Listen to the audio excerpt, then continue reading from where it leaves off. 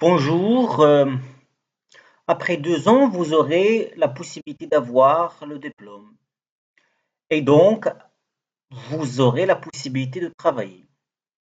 Donc, il semble adéquat d'avoir une idée sur le droit du travail, en l'occurrence le contrat du travail. C'est quoi un contrat de travail?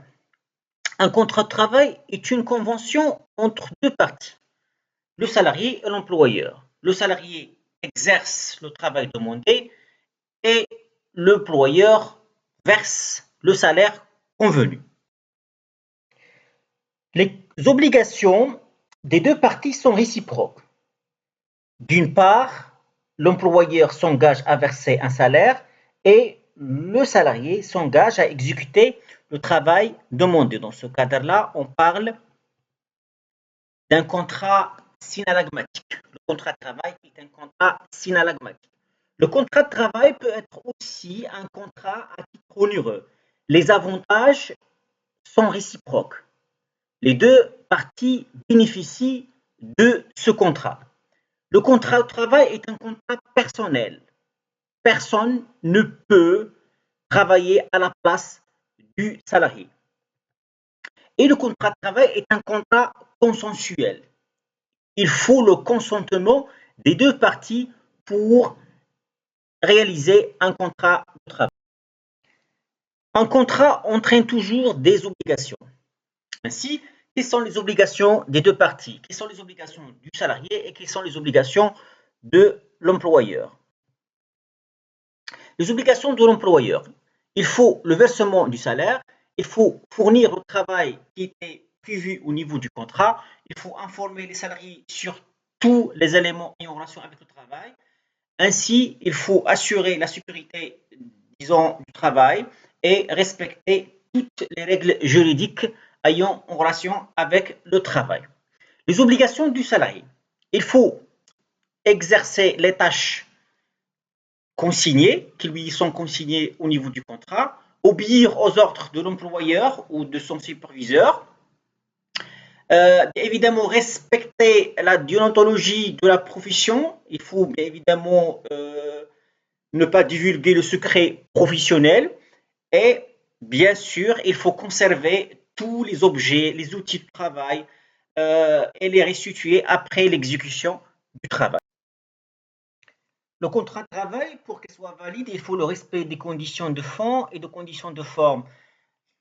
La loi encourage un acte écrit avec aussi l'identification des parties, le nom, l'adresse et ainsi de suite. Bien sûr, il faut aussi le respect des conditions de fond. Le salarié doit avoir la capacité de travailler. Les mineurs ou les incapables majeurs ne sont pas autorisés à travailler. Le consentement, il faut qu'il y ait absence de vice de consentement, absence de dol, d'erreur ou de violence. La cause et l'objet, bien évidemment, doivent être licites, réalisables. Il existe deux principaux types de contrat de travail. Contrat à durée indéterminée et contrat à durée déterminée. Pour le contrat à durée indéterminée, il n'y a pas de date de fin de contrat prévue. Pour le contrat à durée déterminée, il y a une date de fin du contrat. Bien sûr, ce type de contrat est fait pour réaliser un travail déterminé. La loi a mis en place un certain nombre de cas, par exemple le remplacement d'un salarié, l'augmentation provisoire de l'activité ou le cas d'un travail saisonnier. Avant d'embaucher définitivement un salarié, celui-ci passe une période d'essai. Cette période est nécessaire pour l'entreprise. Il s'agit d'une période qui vise à tester les compétences du salarié. Cette période est en fonction du type du contrat de travail.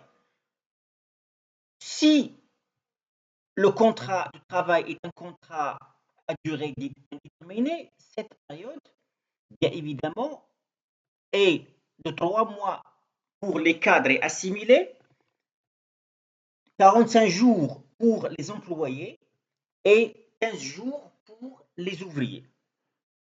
La période d'essai pour le cas, bien évidemment, d'un contrat à durée déterminée est de 6 mois, et de 15 jours maximum, bien sûr, pour le cas d'un contrat à durée déterminée inférieure à 6 mois et d'1 mois si le contrat à durée déterminée est supérieur à 6 mois.